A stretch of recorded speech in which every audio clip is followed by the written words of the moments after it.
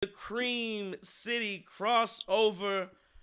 Wow, what a night. What a night it was. If you just joined the Cream City crossover, well, you have to be just joining the Cream City crossover because we just started. It was a 132-125 win. The Milwaukee Bucks take down the Dallas Mavericks on a back-to-back. Thought that was one of the most impressive things about this. But again, 132-125. Bucks were down going into the fourth. They were down most of the third, and basically as soon as the third quarter started, and Luka and Kyrie went off, but it was just too much. Milwaukee Bucks, 132-125. We are live at the Cream City crossover. Come on in the room. Again, you can leave any comments that you have at TCIIIESQ. You can also do it on the YouTube. I am the guru, Trey Crosby III. Sean Tyus. JT is in the building. Hey, that's a basketball game, John Tyus. And if you don't like that, you don't like Bucks basketball. That was Giannis. That was Dame. That was everything. We'll go through some stats here, and then we'll get your initial thoughts. We'll get to your thoughts as you're listening in, watching us. Again, appreciate you joining the Cream City crossover.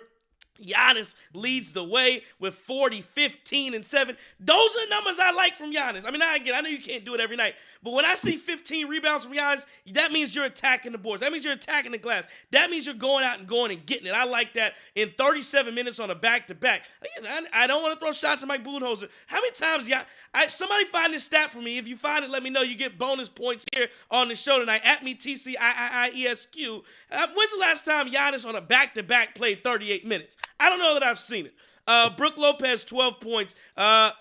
Beasley, Miguel Beasley, 7 points, 7 rebounds.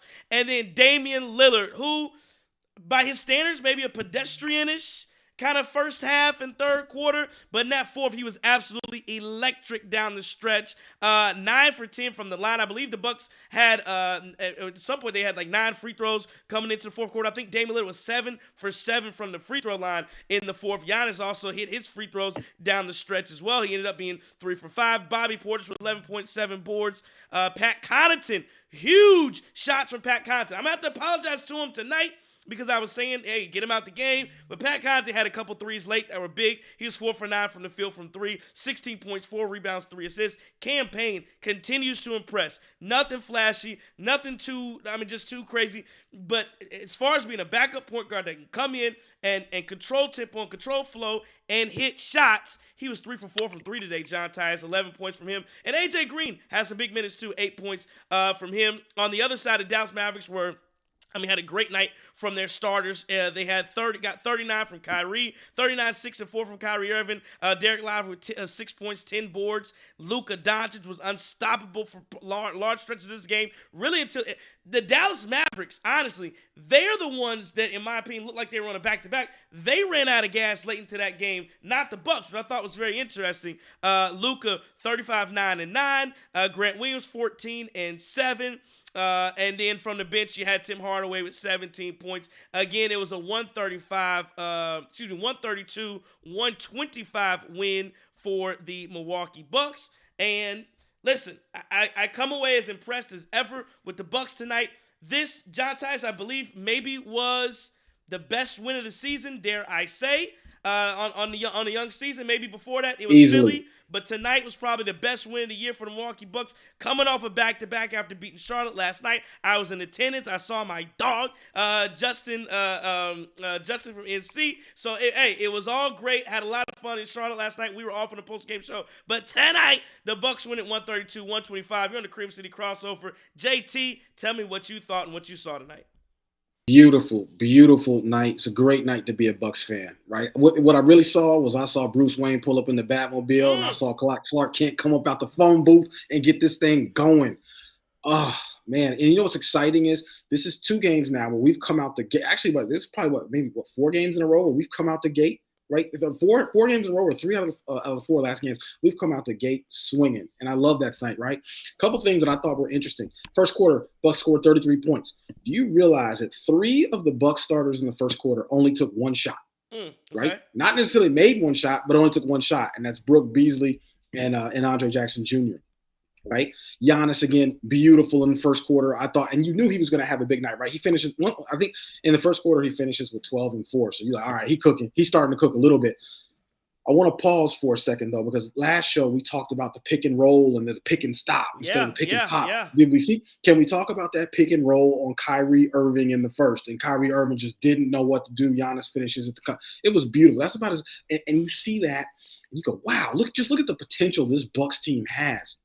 You know, as Dame and Giannis develop, as Dame and Giannis play together, get to know each other, start to build that chemistry, and start to instinctively do things that get that muscle memory. Oh man, I mean, I am fired up about this. If you guys can't tell, I agree with you. I want to apologize, right, on behalf of the show to our guy Pat Connaughton, because man, you know, we was thinking that Pat Connaughton's minutes need to go away. They need to disseminate those minutes. He was looking bad, and to be fair, the film didn't lie. He did not look great earlier in this year, but you know what? Vintage 2021 playoff run, big shot Pat was back. What was he tonight? 4 for 9 from the 3-point line, 6 for 12 from the field. And just, those big shots down the stretch I thought was tremendous. Yeah, no, 100%, 100%. They were big down the stretch. Listen, there's a lot of people tuning in right now. A lot of people who are who are commenting. So I do want to get to some of your comments as well. On the YouTube, Mario Lunar says Bucks know when it's time to lock in and take over the fourth. Dangerous team when the game gets close. Giannis with the clutch midi as well. How about Giannis to hit his 40th point? A mid-range jumper. He's shooting. I know the shooting splits. Somebody was tweeting him out earlier today. His shooting splits from the mid-range have looked a lot better. Coming and you look at him year by year. And this year again, a lot of people talking about he's losing his touch in the first few games. No, he's got him on. Tish comes in and says Bucks Nation. Let's see why you got it. The vibes. Let me tell you, the vibes are immaculate right now. We got great vibes that we have right now. To Tony World comes in and starts hating on Chris Middleton. Said, "What's better than Chris playing 20 minutes?" And of course, I guess it's Chris Middleton didn't play. So I'm not gonna. There's no negativity at all tonight. So shame on you, to Tony World. C Cam 303 says best win of the year. ASAP Nino, Pat was big tonight. And Al Farouk Amino for 3 says, man, the Mavs have some firepower. How'd you come away with that? Well, and you're right. The Mavericks do have some firepower. But, you seen that Twitter meme? Hey, the Bucks packed that thing, too. They packed that thing, too. And so, again, I was just impressed by everything. And down the stretch, before this game, John Tyus, one of the things that I tweeted out was I want to see us compete. I want to see us get to the end, get to the end of the game, and give yourselves a shot. And I truly feel like if the Bucks can get to an end-of-game situation, 6, 7, 8 minutes on the clock, and you're only down between 6 and 10 points, get to the fourth where you're only down 6, 10 points, I'm taking Giannis and Dame over everybody. I just am. I'm taking Giannis and Dame over everybody. And think about this. This is the Bucks on a back-to-back, short-handed. No Marjan, no Jay Crowder, no Chris, not just 20 minutes Chris Middleton, no Chris Middleton. Right? And the Bucks were able to compete and finish down the stretch in a game. It wasn't like Dallas didn't show up. Dallas played well. They looked unstoppable. And at times there were some back-breaking threes from Tim Hardaway Jr., Luka Doncic. Kyrie in the third quarter, I think, went for 18. And the Bucks just kept battling and kept battling and kept battling. And Giannis kept the Bucks in it. I get so sick of seeing people say that. I just get really sick of seeing people say the ball stops when Giannis is in the game and this and that. And dog, Giannis is, and I hate to belabor the point, but he's so good. He kept the Bucks in that game in the fourth when it looked like this thing was kind of getting out of hand. He kept him in the game throughout, and got him to that point that we talked about. Let's get it to 7, 8 minutes at a 6-point game or whatever it was. And then you have Dame come in, and it seems so seamless when these guys are doing it like this, because it looked like Giannis is just running everything. And all of a sudden, Dame comes in late. Even when Dame was playing tonight throughout the game, it looked like Giannis kind of was dictating the flow. You talked about it for a second, the pick and roll where we talked about Giannis doing pick and stops. And all of a sudden tonight, it seemed like a lot more pick and roll, Giannis getting to the basket and doing. So I appreciate Giannis doing that early. But then it gets to the fourth quarter where Giannis has dominated this entire game, and boom, the switch flips, or the flip switches, the switch flips, however, I don't know what I'm saying. and Damian Lillard starts to take over and run the entire offense. And you want the ball? Well, it's coming from Dame. Up, Dame season 3, give him a little space. Boom, he's knocking it down. It was beautiful. It was everything was great down the stretch. And then, like you said, when you needed a bucket the most, for whatever reason tonight, it wasn't Malik Beasley. It was Pat Connaughton. Somebody said, we love Patty's Corner. That's what Marcus Johnson kept calling it on the broadcast.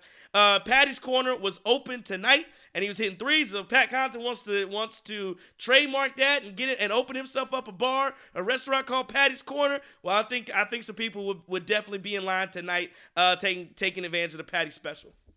Well, hang on, no. I'm gonna just go ahead and get your thoughts on this. Go ahead. Did you catch? Did you catch the nickname for AJ Green?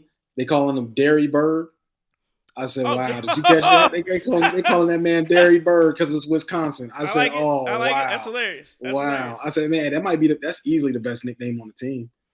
Yeah, it might be. It might be. Derry Bird might be the best nickname. Derry Bird. And speaking of Derry, he had some shots tonight.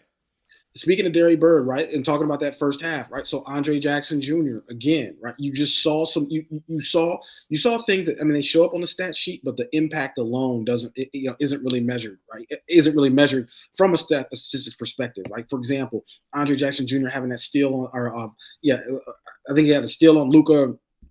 Had that playing that D on Luka, and then getting those back-to-back assists to AJ Green and to Beasley. It was like, yo, I'm loving this here. I'm loving just watching. I'm thinking like, wow, this guy is a gamer. He's just a baller, right? Like a lot of times in basketball, we think a guy's a baller if they're a scorer. But looking at his basketball IQ, looking at his instinct, looking at his aggression, looking at how he just finds ways to make plays, it's like, yo, like you can't keep this guy on the bench. You have to give him some minutes. But talking about AJ Green, man, AJ Green, when it was time for him to go, hey, we're going to feed you, just knock it down. And you saw him do that tonight too. So, man, got to give him some credit too. Funny thing about tonight, though, you realize the Bucks shot 85% from the free throw line, right? Mm-hmm. Okay. Only 3 Bucks players took free throws.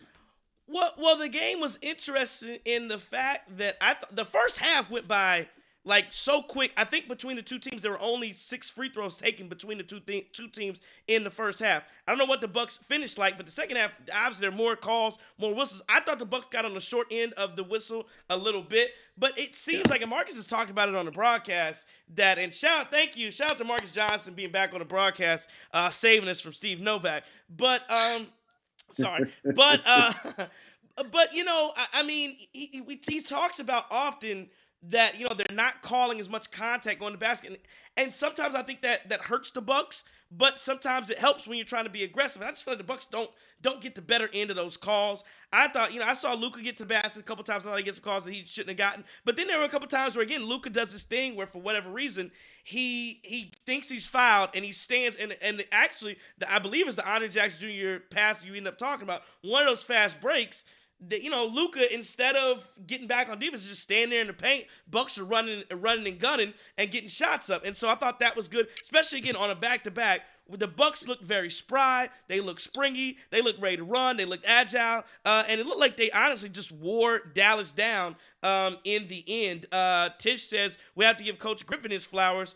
He's getting better and better 100%. each game. 100%. I agree with that too. And it just says hit the like button. Yes, absolutely. Hit the like button. Follow, subscribe, all of that. You're in the Cream City crossover. It was a 132-125 win. The Milwaukee Bucks beat down the Dallas Mavericks. Yeah, John, like what did you give me your thoughts? Let's sit on that Adrian Griffin topic for 1 second before I get to some of the Twitter comments. But yeah, go ahead and sit there for a second. What you got? You know what? I'm gonna give Adrian Griffin a lot of credit right now, and here's why. We're on a back-to-back. The Bucks came out swinging, strong first half. That third quarter that the Mavericks had, they had 40 points in that third quarter, and it was looking like. And I even texted you. I said, Trey, we look like we got an eighth of a tank of gas, and we got to get from Milwaukee to Madison. I don't know about this, right? Like we looked like we was literally running out of gas. Mm-hmm. And again, that fourth quarter hits, the Bucks drop 43 in that fourth quarter and go absolutely crazy. You see guys hitting shots, guys, obviously Giannis and Dame doing their things, other role players stepping up. And man, you know what? On a back-to-back, when you're missing one of your stars and Chris, guys are tired. They very well could have tucked their tails after the third quarter and just mailed it in, right? Could have said, and we're tired, we're good. But to see this team compete and to see this team for the most part all night compete and trade blows, right? Yeah. You saw the Bucks go on in the first half. I want to say it was what was it, like a 11 or it was like a 14-0 run or something like that. I think in the first half. And and it may have been more significant than that. But you saw this team still foot on the gas there. You saw an 11-2 run in the fourth quarter. You just saw these guys hitting shots, folks. Everybody showing up and competing through the end. And man, that's what you need to see. That's 100% what you need to see against a team like the Mavericks. And hey, we got the Celtics on Wednesday, so I expect us to bring that energy. Yeah, and honestly, I'm treating Monday against the Wizards like okay, that's a tune-up. That's a recovery game. Yeah, you got to run through the tape. You can't run to the tape. I agree with that 100%. And I do give, again, the crazy thing is, as much as I felt like a lot of times when I would criticize Mike Budenholzer, that like I would always end up feeling vindicated by what happened. So many times I'd be like, well, he finally changed what I wanted to change. Look what happened, or what we didn't do, what I believe we should have done, and that's why we lost.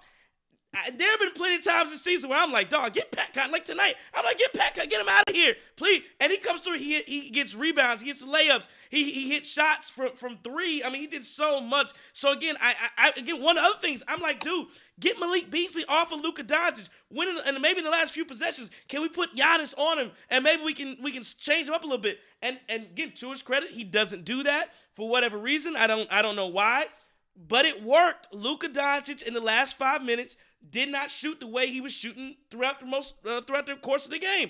And then he gets down, and it's almost like I said, a thing where it almost felt like they kind of fell apart in the end, because Luka, I mean, how many times you see Luka, I guess he has done it sometimes, but Luka's missed 2 free throws late in the game, and then Giannis gets fouled and comes right back down and knocks down 2 free throws. I'm like, dude, I mean, that some of that stuff was just outstanding basketball from the Bucks. They, like I said, 100% they competed through the end. Let's get to some more of your comments on a 132-125 win over the Dallas Mavericks. At Alex6 said, Giannis kept him in it. Good run by the young guys. Pat, big one's late. Dame time. 100% it was Dame time. He hit some threes. Again, and the funny thing, I was about to say, just on that comment, JT, I was about to say, I had a tweet that I was gonna say out, and it was gonna say something like, Damian Lillard, for as good as this game's getting, it's a fun game. Damian Lillard, one of the main reasons the Bucks were losing is because Damian Lillard has been the 4th best player on the floor tonight, behind Giannis, Luka, and Kyrie. And then in the fourth quarter, with about 8 minutes left, that narrative flipped. I'm glad I didn't tweet it, because Damian Lillard probably ended up being, maybe, like I said, down the stretch, Dame was the best player. And that's what's so crazy about this basketball team, is it can flip on a dime just like that, where Damian Lillard, the impact can be here and there, up and down. It's kind of good, but he's going through some lapses. And all of a sudden, with 8 minutes to go, 9 minutes to go in the game, here comes Damian Lillard, and he's going to knock down every shot. Well, listen, right, and I want to say, I mean, maybe I should wait till we see more, right? But here's the thing: when we're clicking, and when everybody is rolling and playing, the rest of the league is chasing Milwaukee. Don't let nobody fool you, right? Everybody talks about Denver and Golden State and everything else. No.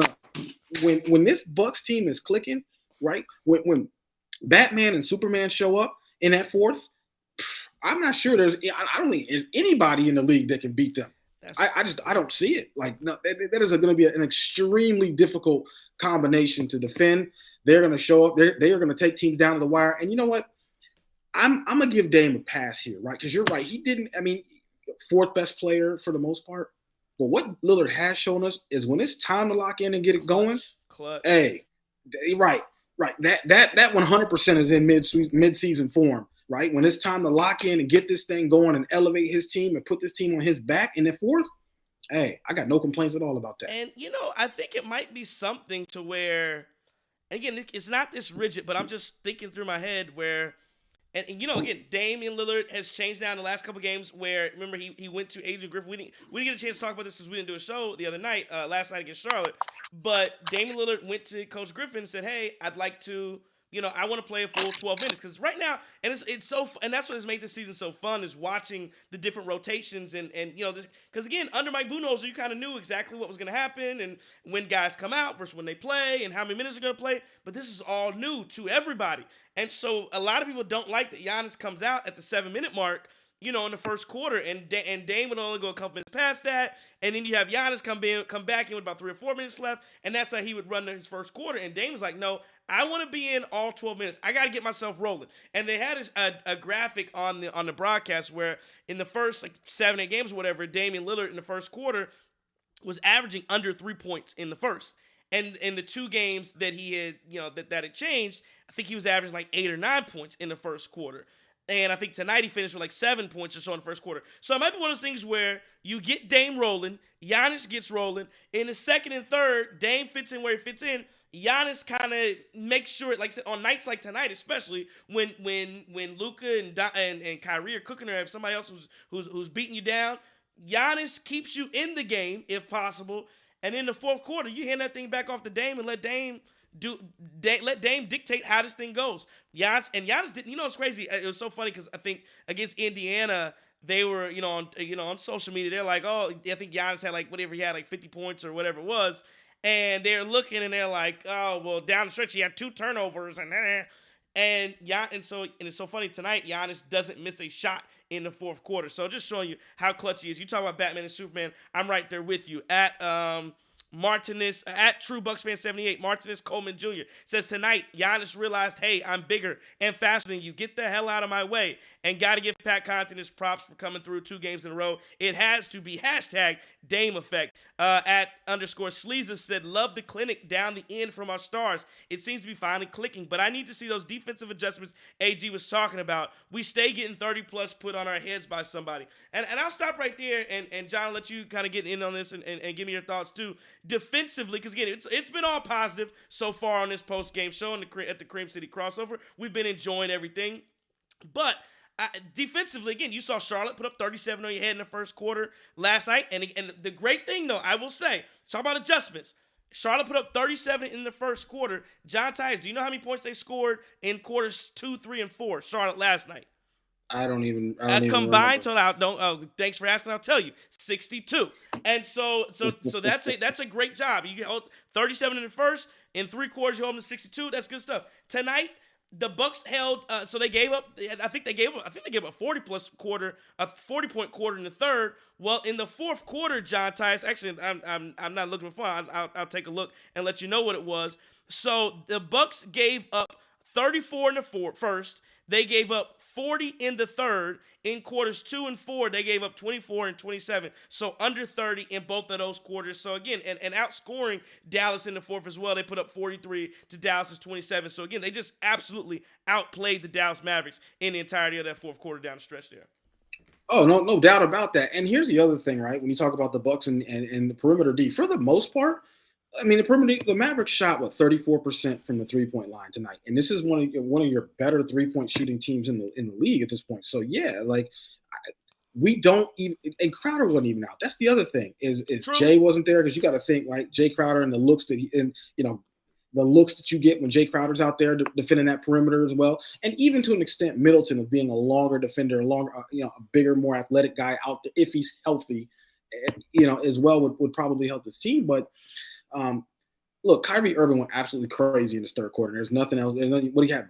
18 points in the third quarter? Yeah. Yeah. I mean, there's not. And the interesting thing about that is Kyrie Irving, a lot of those 18 points were not 3-pointers, nor were they free throws. He was just getting buckets. Straight buckets. He was just getting straight buckets, and it is what it is. And I mean, obviously you have an NBA top 75 player. Yeah, that's what you would expect him to do. But, look, I feel, I don't remember who made that comment, but I see they want to see the defensive adjustments, and rightfully so, right? I think the biggest thing to remember, though, while our personnel's changing and while we're dealing with injuries, right, is finding a way to make this thing work. And a pretty win is as good as a gritty win. So yeah, we'll definitely see these adjustments. I think we can do a lot better defensively. One complaint, and I don't want to make a complaint. I don't want to complain because tonight was electric, but rebounds, man. At some point, we're gonna figure this thing out in the rebounds. Too many times, JT. I watched And I try not to get on Brook because I don't know how many blocks he had tonight. It seems like Brook comes up, has some clutch plays all the time.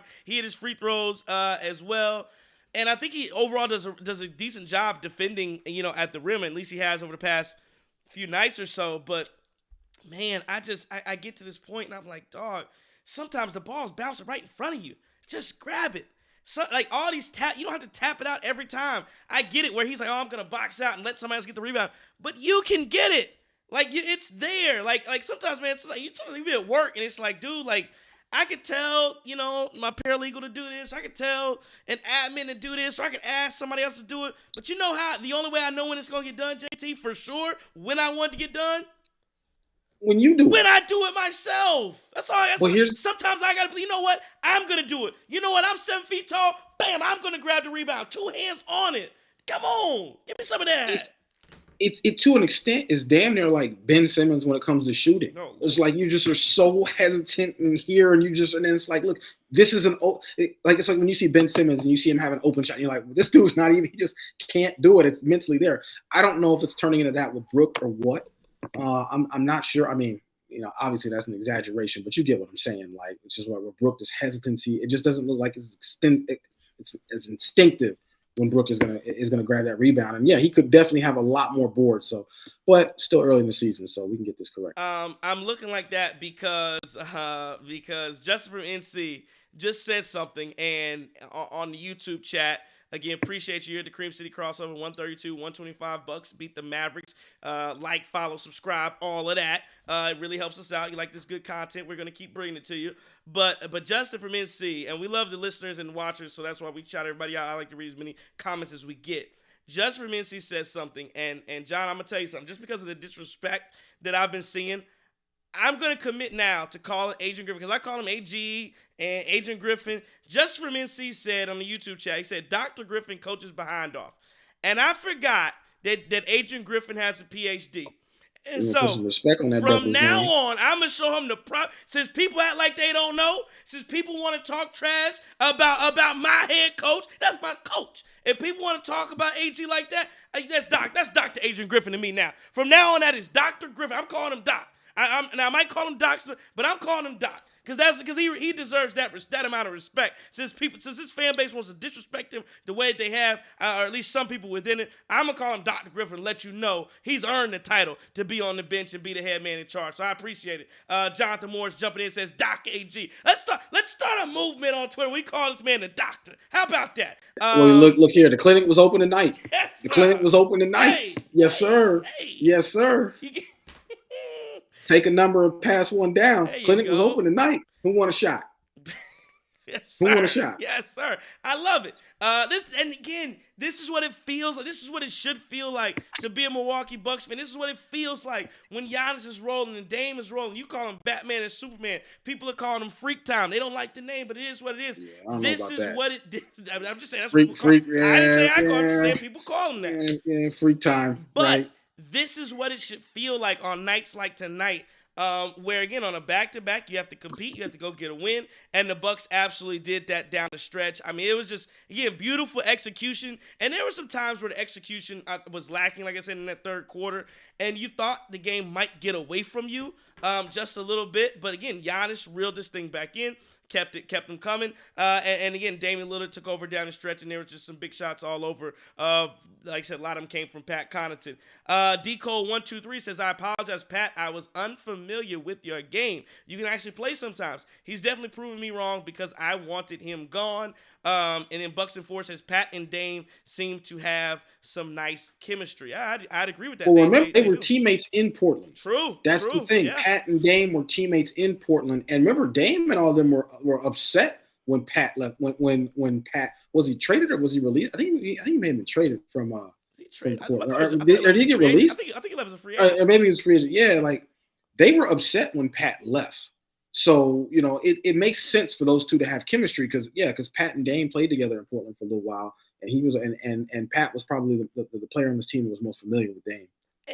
And for as much as we talk about Pat Connaughton, John Tyus, for as much as we talk about Pat Connaughton, and how he's looked, and do we want him? And like I said, we all, but when we're talking about trading and getting guys like Caruso or whoever, we always kind of throw Patty in as like just, hey, he's the filler. Like he's like people talk about him when in your trade discussion scenarios as if it's a guaranteed fact. He's just gone, right? Like people just talk about it like that. And he's the basket of rolls on the restaurant table. Right, that's what we say. Like he's the basket of rolls. Look, Texas roll. Look, he gonna come with anything you get. Right, that's exactly how we. That's exactly how we treat Pat. I didn't know where you were going with that, but I like it. Right, that's how we treating Pat. Right now. Right, like he the rolls on the table, baby. What we want? Okay, we gonna make this order. All right, cool. That by default, we've just assumed that Pat is gone if we're gonna make a move for somebody else. That's good, JT. It's true. Yeah, right? I like that. But yeah, but we have to remember that that in the playoffs, Pat Connaughton has been a guy against a Boston Celtics series against the Heat back then. Series going through the championship run. Phoenix, Brooklyn.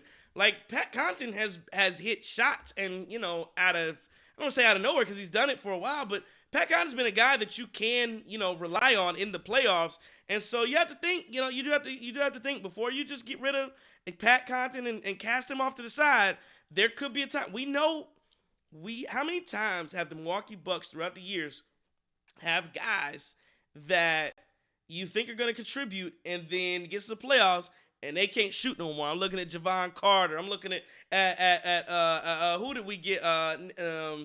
Nikola, buddy from Chicago, who came in, Mirotic, who came in and got him in the playoffs, and he was trash. How many times have we seen that? Those guys that you think are going to be able to shoot, they can't shoot, and all of a sudden it's all reliable. You look down the bench like, well, we still got Pat Connaughton, and he comes through for you. So I just caution everybody, and again, I've been on the train too, so I'm talking to myself as well. I caution when we talk about getting these trades and thinking of different guys. Remember, Pat Connaughton's been a guy who you at least know you can count and depend on in the playoffs. 100%, and that's the thing. That's why we call him. What we call him? Playoff P, Big Shot Pat. Right, and well, look, earlier this year I was calling him Project Pat because he was not looking good at all, and I said, man, this is not. I don't know if y'all are big 3-6 Mafia fans, but Project Pat, he was on a couple songs and it just didn't work out right with that label. But yeah, he did not look great earlier this year. And I think the issue that I had with him is that there were just some things that he did that were incredibly unathletic, if that's the word, right? Where he just looked like he wasn't really an athlete, right? Not really an athlete.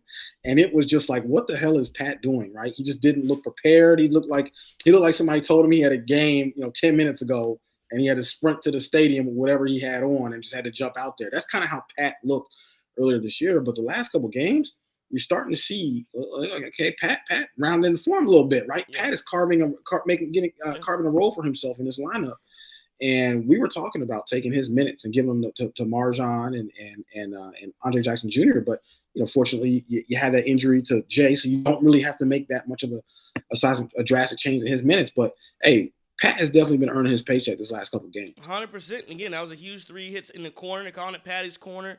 Where I can't remember what the score was. I think the Bucks were up, 2 or 3 or whatever. Maybe they're up 2 or something like that. And Damian Lillard, talk about that Dame to Pat connection. He gets it to Pat Connaughton, and Pat knocks down a huge 3, the high hands 3, where he catches it already in shooting form, doesn't bring it down, no movement at all. He catches it ready to shoot and basically catches it above his head and fires. And it was good. At 14, Coco Chicks, Payne Kittman says, a quality win against a very good team without Cash and on a back-to-back may have turned the corner. So we think about this. We went from firing Adrian Griffin to the people thinking we've turned the corner. At Sianta Cronin says, game of the year so far. Milwaukee's Phileas Goose says, big-time players make big-time plays. And Felicia Fifi says, a huge win. They had no answer for Giannis inside. Good fight on a back-to-back. Patty C loves the corner 3. And I'll read one more before we talk about the Bucks on the back-to-back. Marvin Lee at Light Sarah, friend of the show, as always, says, Giannis and Dame playing like this can carry us to the championship. So beautiful to see. 100%. What we lack is an elite veteran POA, point of attack, wing defender that Griff will trust to close games for us. Roles are solidifying. More minutes for Ajax. Good game from Pat. And so here's the next question we'll go to, since it's on the mind of Light Seraph there, Marvin Lee. What do we do with mid? And I'll tell you what we do with mid. And somebody, I think Justin asked this on TCQs this morning, 10 to noon, if you listen to 97.3 The Game, where you can also find us. See, we work hard, double duty, all this. But, double duty on Saturday morning. We were Saturday morning, 10 to noon, and now we're on the post-game show tonight. But what do you do with mid? And I do want to stop there for 1 second. And so the question, again, we got this question on RTSQs this morning, and it was like, how do you handle, Chris Middleton? But Chris Middleton, the best, him at his peak is going to be better than anything you could get for him, in my opinion. That's my opinion. And so what you got to do is just hope that at the end of this, you have to hope that Chris Middleton is going to be Chris Middleton when it comes to April, when it gets to May. You got to hope that he's going to be 100%. You got to hope that he can play 30-plus minutes and not break down. I do want to see him more with this team. It's not early enough to where I'm panicking just yet. I think it's odd and interesting about how he can't go over 20 minutes, because it's weird. It's like, okay, you can't play back-to-backs, but you're only playing 20 minutes. So you can't play back-to-backs and you're only giving me 20 minutes anyway? I kind of question, that. I don't get it. But, I do want to see more of him, because what it can't be is we get down to the end and we're just trying to insert Chris Middleton into this. Because right now, again, the Bucks the clutch genes for the Bucks are high. Like, they figure this thing out. And you think and hope that Chris Middleton is just going to add to that and give the Bucks yet another option. But what you don't want him to do is come in, because he's only played 25 games throughout the year with these guys, and Dame and Giannis have been playing all year long, and now the flow and chemistry is kind of messed up. I want to see more of Chris Middleton. And like I said, it's too early. We're 12 games in or whatever we are. But, once it gets to that 25-game mark, I'm going to expect to see Chris Middleton, be able to ramp up the minutes and be able to play like an actual NBA, starter level minutes. I agree with that. And I would also say, right, if question, 1A is what do we do with Chris? Question 1B has got to be, what can we do with Chris? We don't really know right now. Right? Like, we really don't. He's been out there a couple times. It looks like he's been moving well, and you've seen some vintage Chris there. But then there's been other times where he's looked stiff. He's looked like he just does not look comfortable out there. He looks like he's kind of hobbling a little bit. So we really don't know what the status is of Chris as of right now. Having said that, that makes it even more important for us to win these games when we don't have him in. Right? Like, for us to win these games and develop some of these other guys and figure out, okay, how are we going to attack this team without Chris? Right? Without the number 3 out of our big 3, and I think we're finding ways to do that. And right now, I'm overly optimistic, but I'm going to say there's some silver lining in this, because you're getting a lot of quality reps and a lot of quality moments for other guys who, at some point in the season, when they're not playing as much, if something comes up and we need them, they can come in and step up. Again, 100%. I agree with you, on all those points. And again, it's just going to be up to Chris Middleton and trying to figure out, how healthy is he really, and we'll see how this goes. To Tony World, of course, you're talking about Chris Middleton. He hops in and says, the thing about the pass is the pass. Isn't that from that's from The Wire? And that's Lion King too? Is that Lion King too? Nah, I think that's The Wire. Yeah, was that that wasn't the Lion King. I think Rafiki said something like that too, right? Something about the pass. I don't know. I think I remember that from The Wire. I can't remember who said it. Let me know, to Tony World, who said that. I'm like 99.9% sure that's a line from The Wire.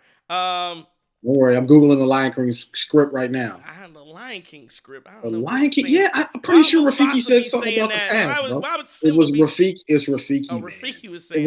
Maybe he did. Maybe he did. Maybe that is a Lion King line. I don't know. Now that you're giving me some memories, and maybe The Wire bit off the Lion King. I don't know. Latrell Howard, I might be wrong though. Latrell Howard says Greek and Time look like they're getting it together 100%. They do. Okay, to Tony Rose said, put the past behind you is Lion King. Yes. Put the past behind you is Lion King. The thing about the past is definitely The Wire. And then he also says either way. He says either way they both apply to Chris. That's terrible. Terrible. Why are we doing this? And Oh then man. Tish, why? What's going on? This Chris Milton. Hey, Chris is consistent at being inconsistent. Nothing new. My Mm, goodness. mm. I got it. Let me reset. The Bucks won tonight, 132-125 over the Dallas Mavericks. My goodness, this is fun down the stretch. We talking about Chris Middleton. Stop it. Stop it. So I don't want to talk about for a second because we're powering along in the show on the Cream City crossover. The Bucks competing after a back-to-back. Again, we didn't have a show last night against Charlotte, so I did want to kind of, talk about that for just a second. And a lot of the same things kind of happened, and you do have to talk about this defense. There's a comment from Greek Mamba on Twitter at GM_ Rome7 says, offensively, we're going to be really good. Defensively, we need some roster improvements. Besides missing Crowder, we really lack a Tucker type of guard. Obviously, I would take trading Drew for Dame, but we need to somewhat address this problem. I agree. And not as much last night, but again, we talked about it for a second. 37 in the first and then 62 over the last three quarters. Tonight, the Bucks gave up 40 points. They gave up 34 in one of the quarters, but the fourth quarter, they held them to under 30. And they just outplayed Dallas all down the stretch. This is a team that I think, and this is why I'll make a comparison here. I'll make a comparison to the Brooklyn Nets, John Tyus, where that was what the Brooklyn Nets were supposed to be when they had Kyrie and James Harden and Kevin Durant. What I heard from certain people was, you have to outscore people, but they're gonna have to make the stops when they just have to make stops when it matters, right? And it seems like, and that didn't happen for Brooklyn, and to do with some injuries as well, but it didn't happen. But for the Milwaukee Bucks, the difference with them is they still have, I'm talking about the Bucks, we still have two all-defense, perennial potential defensive player of the year guys on the back end of the defense, which is something the Brooklyn Nets did not have.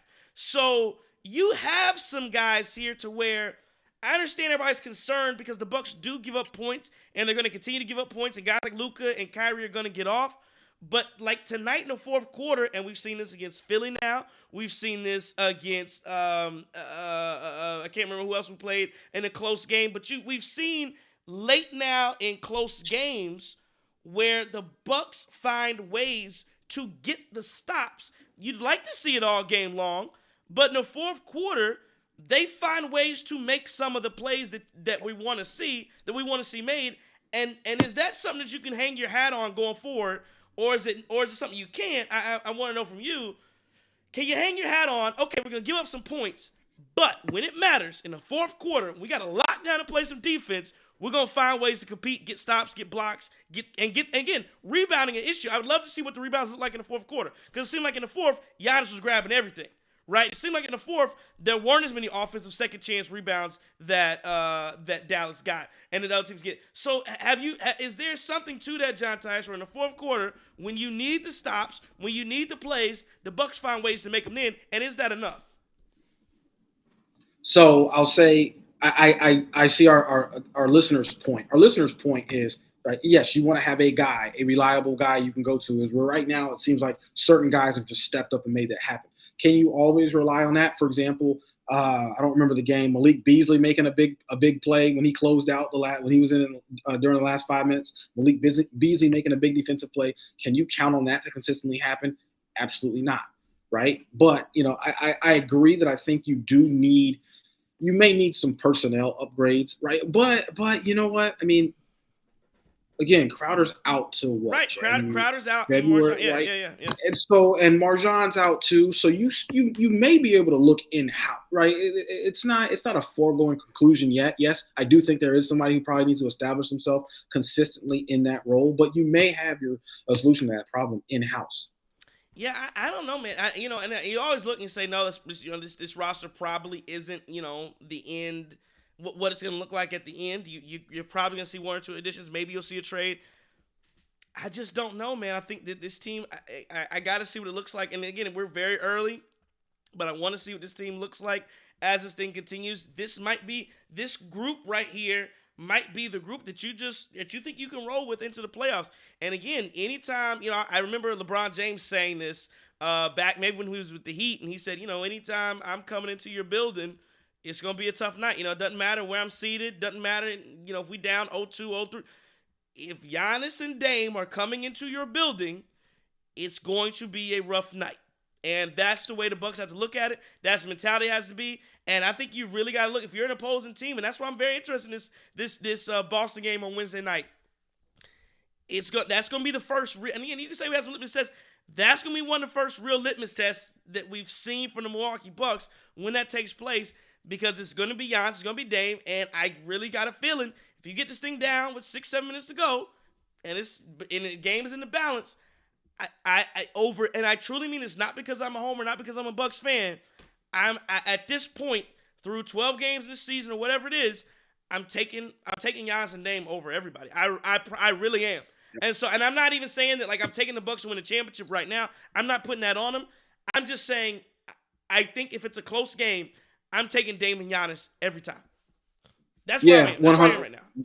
Same here. And by the way, to your point about the rebounding, yes, the Bucks out rebounded the Mavericks 14-9 in the fourth quarter. So you are right. Yeah. So even though the Bucks ended up overall losing the rebound battle 49-41, and Bucks only had 5 offensive rebounds tonight. I'm not going to focus on that because they'll figure this thing out eventually there. But yeah, you're 100% right. I think Dame and Giannis in the fourth, when they're both clicking, and the thing is, they still haven't even played enough games together to instinctively develop things. And this thing is going to get so much better. I mean, seriously, if you look at the way they ran that pick and roll in the first quarter, if they figure that thing out, man, it's a wrap. Like it is literally a wrap for the rest of the league. I thought it was interesting. I guess obviously the plus minus, and sometimes you just can't because it's just not indicative of how the game actually happened. And that's why I think plus minus box score watchers are kind of whack. That's kind of nerd Twitter kind of stuff. Nerd, analyzing games. But Giannis is a -7. Dame was a -6. Pat was a +22. Campaign was a +10. AJ Green was a +7. Bobby Portis was a +7. So your two best players tonight, Giannis and Dame, were both -7 and -6 in a 7-point win for the Bucks over the Mavericks. Take that, as you will. And then Tish has a question. She says, "Is our Chris Dame 2-man game better than our Giannis Dame 2-man game right now?" And Tish, I'm actually going to reframe your question. I don't know that I want to say Chris Dame 2-man game versus Giannis Dame 2-man game. The question I have is the Chris Giannis 2-man game better than the Giannis Dame 2-man game? Because I think that's more along the lines of what I look at when I see two guys playing together very well. I think Chris and Giannis have a lot of chemistry together, late in games, late down stretches. I think they really do. And then, it seems like Giannis and Dame are really starting to build that connection as well late in games. Right now, I think I'll probably say it seems like Chris and Dame, their 2-man game works. Chris and Giannis's 2-man game works a little bit better down the stretch. I can't remember now off the top of my head what game that was, but it was a game Dame was playing. And a lot of times Dame used to end up where Dame would find sometimes just being in the corner. And it was a close game down the stretch. I had to look and see who it was. Maybe when John starts here. But I remember it was almost like Chris took over and was like, "Let me show you how to play with Giannis." And the Bucks took over down the stretch behind a couple Giannis and Chris pick and rolls and dribble handoffs. And then versus, tonight. Now again, tonight was different because Chris wasn't available and Giannis and Dame looked fine. Well, that's exactly the thing, right? It's like Giannis. You look at Giannis and Dame in the fourth quarter of numerous games this year. It's like, hey, this is really a thing if these guys get going, right? And Dame gets aggressive. Giannis is like, all right, I'll play garbage man here for a few of these. I'll get boards. I'll get aggressive. I'll go ahead and grind out my points. You do your thing. You got to look, take it, whatever. You see that chemistry there in the fourth. And I've seen that. And again, I'm probably biased because I'm thinking about how great it looked tonight too.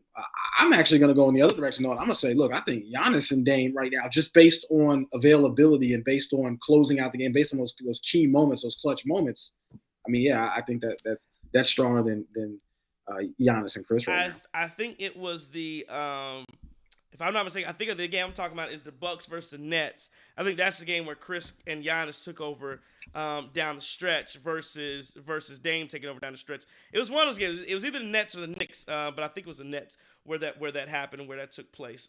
So again, a good night for the Milwaukee Bucks as they take down the Dallas Mavericks 132-125. Both of those teams now sit at 9-4. The Dallas Mavericks have been very, very good this year. So again, that was a big win. Dallas is no slouch. Dallas is absolutely playing for some stuff. I think some people, discredited them coming into the year just because of how they finished last year. But again, that's Kyrie and Luka Doncic, and you saw some of why they are what they are because of how they look tonight and how they've looked throughout the year, and they're going to be a force to be reckoned with in the Western Conference. Currently, they sit just a half game out of first place behind the Denver Nuggets and the Minnesota Timberwolves. Tish also says that Robin Lopez has to go. We need a more mobile, athletic center. I think Lopez and Antetokounmpo, both the brothers, I don't think they're going. It's a family business. It's a family business. Y'all gotta understand. It's a family business. It's tied to the hip of two very key players. One thing I'll mention on a quick side note, though, about Dallas is, listen, the same question I have for Dallas is the same question I have for Phoenix. Who is going to play defense? Who is going to play defense on either one of those teams, right? Like, I mean, seriously, like, I can't figure that out. And you talk about guys tonight getting key stops, but who is that person on either one of those teams, right? Which is why I can't take either one of them seriously as a true contender coming out the West. That's not important to us. We don't really care. But I'm just going to throw that out there. Well, no, I don't disagree with you at all. I think those are very good points about how that's going to happen and what they're going to have to do. I think that's a very good points. And again, that's the difference. The Bucks do have those guys defensively, and ask your question for a team like Dallas, for a team like Phoenix. Yeah, you don't have it. Again, that was the issue with Brooklyn. They didn't have that guy. So let's keep rolling here into the show. We're coming to a close pretty soon here. Bucks 132, Mavs 125. You're at the Cream City Crossover. Appreciate everybody listening, watching, following, liking, subscribing, all of that. You can follow and talk to me on Twitter as well at TCIIIESQ. JT, if you want to give your Twitter handles, I know you're not always on it. Man, y'all know I don't be on Twitter like that, man. I still need to know my Twitter handle. I think it's like at the real _. At the real _ John T, man. If you reach out, I definitely respond to you. It's not really my thing to just randomly tweet, but I get better. Better, right? I'm working on work in progress. I want to get to the final Brew Hoop thoughts. This is the last time I'm gonna address it. And then we'll get to some more. So we'll finish out with some of your comments, and we'll take a look around and finish this thing out. John, and I'll say this, and like I said, I'll be light on it and let it go because I did get a reply from Brew Hoop today, saying that it was a guest. So I want to make it known. They said it was a guest feature. It was not, and they wanted to be known that nobody at Brew Hoop thought that Adrian Griffin should be fired. That was what they said. I said, okay, that's cool. The issue, somebody else came in and was like, well, what you did was, it's fine, but you went out to go get that guest feature. You knew this guy wanted to say what he said, and you allowed it to be posted. It was a bunch of nonsense. And so my last thoughts on it are, and I'll let it go again. I'll be brief and let this thing go. But you have to be careful about what you say and when you say it and how you say it and who you let speak on your platform and how they will be interpreted. Because again, and if you want somebody to do that, you may need to put some type of a warning in, bold red and say, hey, this is a guest feature. These are not the thoughts of the Brew Hoop, editors and owners and staff. This is a guest speaking. Take it for what you will. There's an opinion to be heard, and we want to let him spew his opinion. And maybe that's what you have to do. But you are responsible for the things that come out that things that are said. And, you can't be upset or feel a type of way when you say things. People are going to, just like you, I know I hate the term free speech on, but when just like you think you have an opinion and you have a right to have that opinion stated, people also have the right to react to it. And they can react just as you can feel like you say whatever you want to say. People can react to what you say however they feel as well. So just keep that in mind. That goes, like I said, for Brew, anyway, myself included. Like, and again, I'm not talking. Nobody's trying to cancel anybody. That's never what I'm about. So I get that out of your mind right now. It's never what I'm talking about. But I'm just saying, when you say things, people may respond. They may not give the response that you think is worthy. That's all. And I like I said, I'll leave it at that. I got a lot of respect for that. I've read some Brew Hoop stuff before. I came up reading Brew Hoop, some. So, but I thought that was what was said. What I thought was out of line. It didn't make any sense. And Adrian Griffin, like my man on Lean on Me, Morgan Freeman and Lean on Me, they proving liars out of him right now. And so again, it was stupid when it was written about firing Adrian Griffin, and it looks even dumber now. That's all. Yeah, and that's I agree. They can 100% write whatever it is they want. And I understand it was a guest contributor, right? Having said that, understand that while you have the right to say whatever it is you want, people certainly have the right to criticize that. And if you're going to take something controversial, you're going to have to stand on that. And what's weird about the situation is they let a guest contributor say something controversial. They let a guest contributor, and people construct very valid arguments of some of the stuff that this guest contributor was saying. And then they wanted to try to distance himself from the guest contributor. It was like, yo, y'all ain't got an editor? Like, who is, like, y'all didn't read it before they wrote it? Y'all didn't say, well, like, guys, I mean, yes, they 100%. And again, the views of one person don't necessarily represent the entire site. But you know what? To a lot of people, they do. To a lot of people, they do, because this is published content coming from you, right? So if you don't have that in big red letters and say that guest contributor, you're basically saying, hey, we standing on whatever comes out. That's how, and I think that's kind of how most people felt. Most people associated this with Brew Hoop. You know why? Because Brew Hoop gave them a forum for this article. So, man, not knocking Brew Hoop for that, but just understand when you put something out there that's controversial, you 100% have a right to do it, and you 100% deserve to deal with any blowback that comes thereof. Yeah, and it's one of those things where, one man from Oregon say he's doing it for clicks. I agree, because Tony World says even 3/4 of Brew Hoop privately disavows the post. I bet they do. But somebody made a decision that they wanted some clicks, and congratulations, you got them. And they got it. You got exactly what you asked for. So I don't know how you can be upset. You got what you asked for, and you got it. Enjoy it, and it is what it is. I'll read a few more comments, and then we'll take a look around and wrap this entire thing up. Tish says our bench has been solid. Could be our best bench in years. And then let me just get to some last Twitter thoughts here. Anita May 21 says my love for Pat C was validated, and absolutely it was tonight. Andrew Ware says I try to tell y'all, be patient and let them figure things out. Will there be ups and downs moving forward? Yes. Highs and lows? Yes. It's not going to be easy. Just take one game at a time.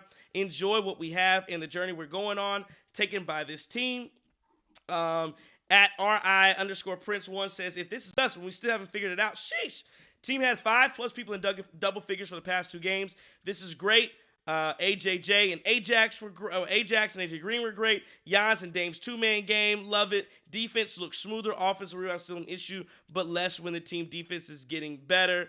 There's another question about Chris Middleton. I feel like we kind of answered it already. And then Gabrielle Foster says, oh, Giannis looks really comfortable in himself. JT, any response to that before we get to a wrap up and look around the league?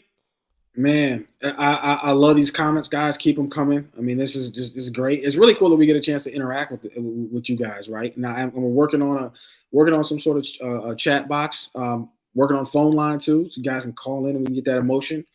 But yeah, no, I love it. One thing I love about our fan base too, like the Bucks fan base. When I say that, the Bucks fan base is so informed. Like seriously, like 99% of the Bucks fan base is so informed.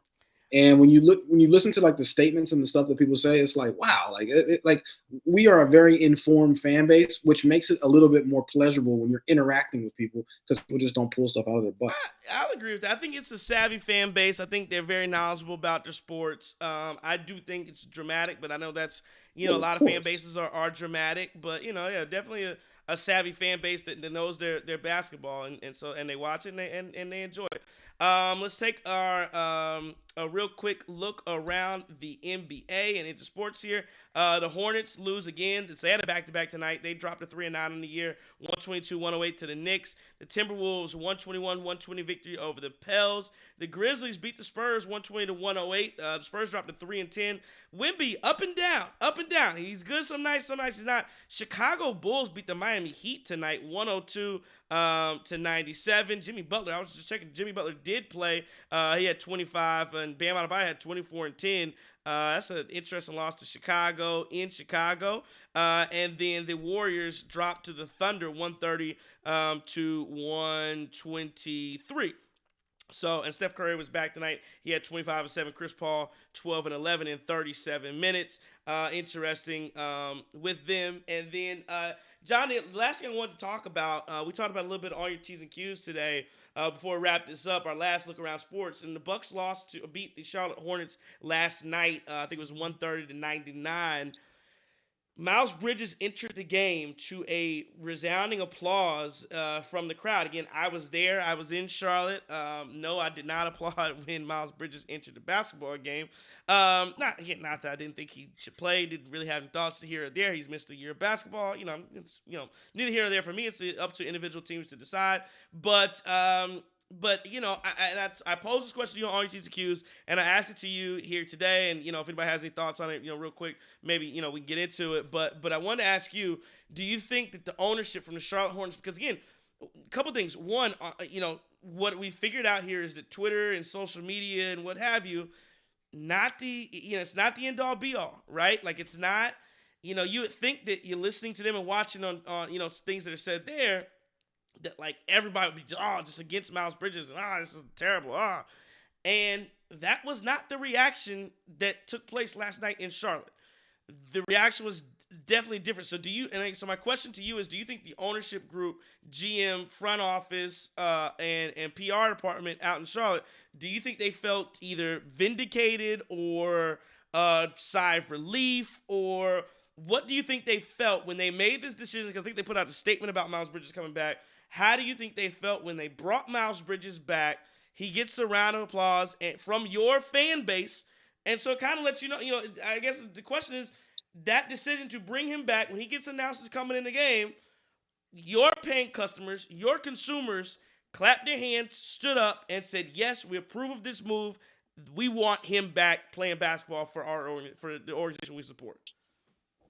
I got to say, if I'm the owners, I feel relieved, right? I feel relieved for a couple reasons. One, he wasn't necessarily banished by the fan base. It wasn't resounding boos. It wasn't something that said, wow, this is uncomfortable. If there were mixed feelings, if people were cheering him, I would feel a little relieved, at least a little bit. And I would know that his image, maybe it's on the upswing with your fan base. Again, he had 17 and 5 last night, hadn't played basketball before because he sat out all last year.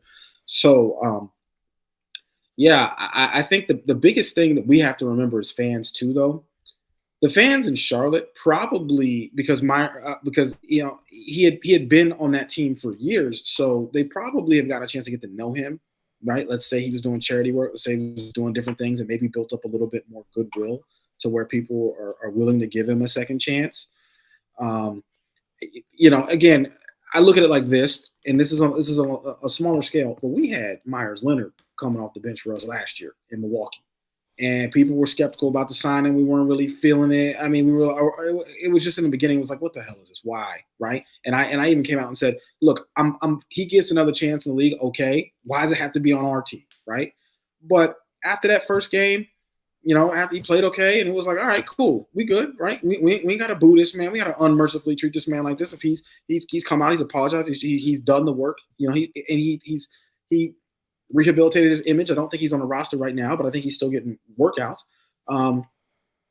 Maybe that's what happens with Miles Bridges. Though I will say, 20 and 7 players, right, don't necessarily grow on trees in the league, and that's probably a lot of the reason why Charlotte kept him around. Yeah, no, I agree with all of that, and I actually thinking about it, I actually kind of aching it too. So I was there the first game in Milwaukee when Josh Hader came back from the All-Star break.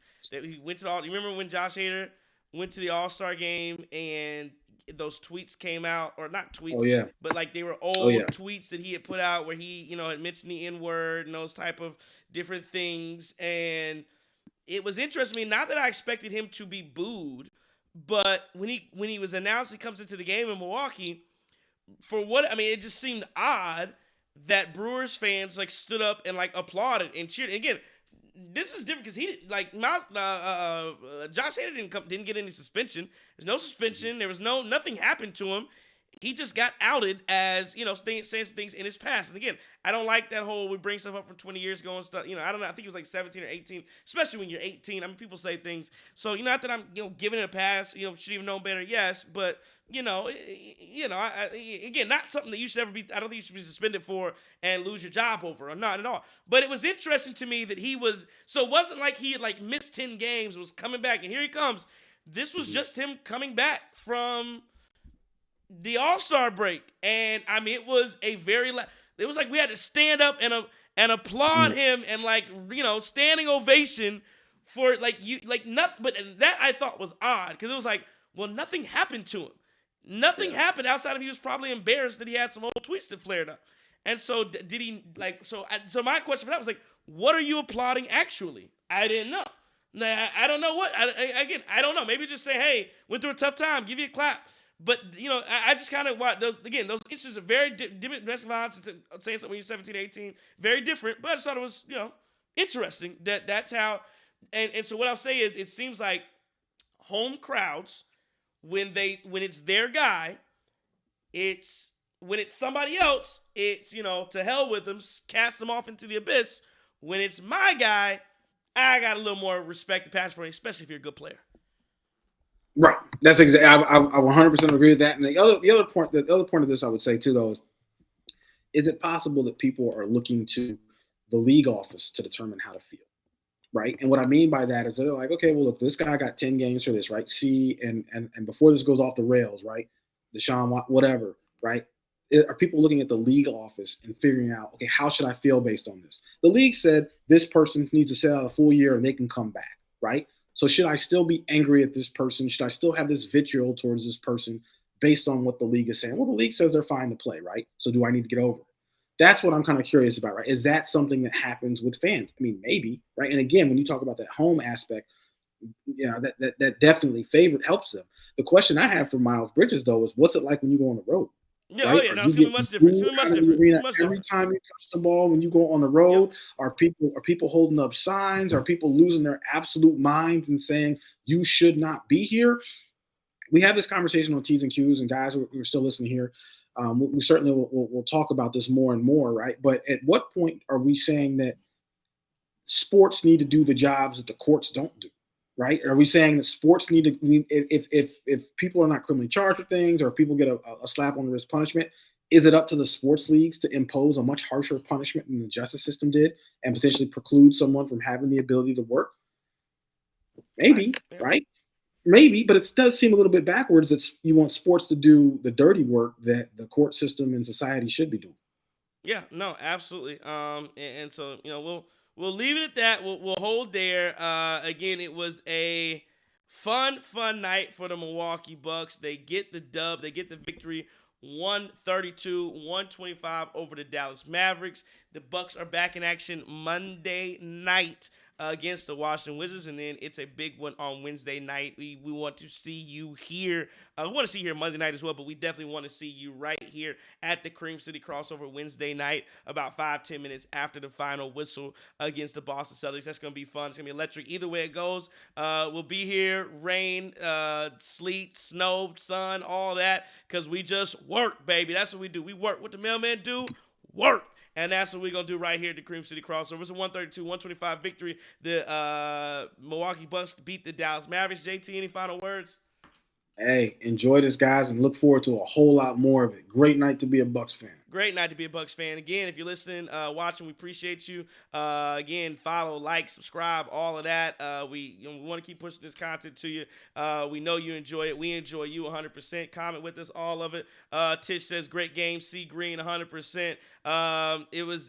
Don't forget, this is a Cream City Media Group production. The Bucks are winners, 132-125 over the Dallas Mavericks. Don't take no wooden nickels, and courage.